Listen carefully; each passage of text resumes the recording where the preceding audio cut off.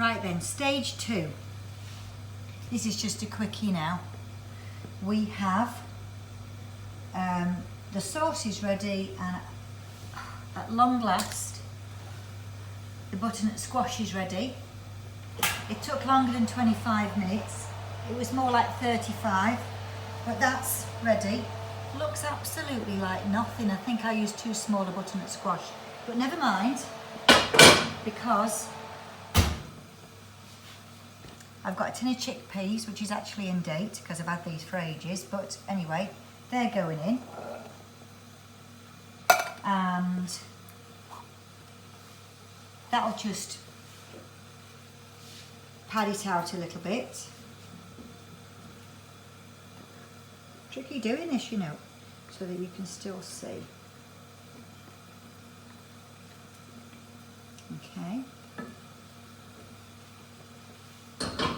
And in that little interlude, while I turned this off and I let that cook, I was like, you might not have heard of it, but there's a book called Jasper's Beanstalk by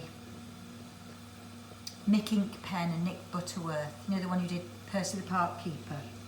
It's about a little cat, and he finds a bean on Monday, and he does everything. He rakes and he digs and he plants, and he has to wait for it to grow. Anyway, it's got a nice ending. But I felt like that the number of times I must have checked to see if this butternut squash was cooked, and it is. It's lovely now. So there we go. Got a bit of oomph in that. Look what I've discovered. I could have used this. Make butternut squash chunks, already prepared, frozen. My sister swears by frozen food. She does fresh as well, but yeah. Anyway, that would have saved a bit of time, hassle. And then this is about 100 grams of spinach, so I'm just going to make that wilt a little bit while that's going down, and it will. Might even just turn it low and get let's get a pan lid of some sort. That'll do. It's not the one, but it'll do. While I was waiting for that to cook as well, I've just done my list. I've done a list of people I'm going to phone, and I'm going to work through the list. I'm going to do 2 to 3 a night or a day, and some of them I need to phone every couple of days, I think. But maybe you could do that. Maybe you could do a list of people that you want to get through, because sometimes it's the people that aren't phoning you that need you the most, isn't it?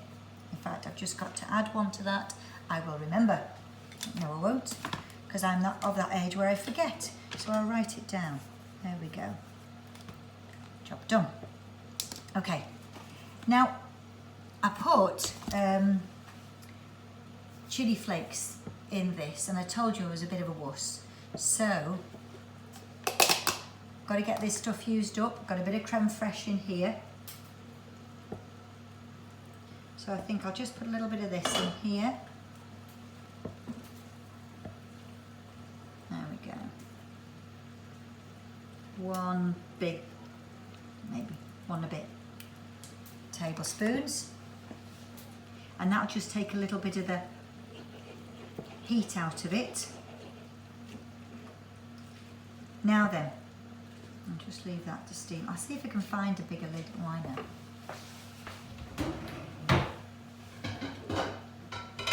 And that's bigger. Slightly bigger off my slow cooker. Let me pop that over there. Naan breads.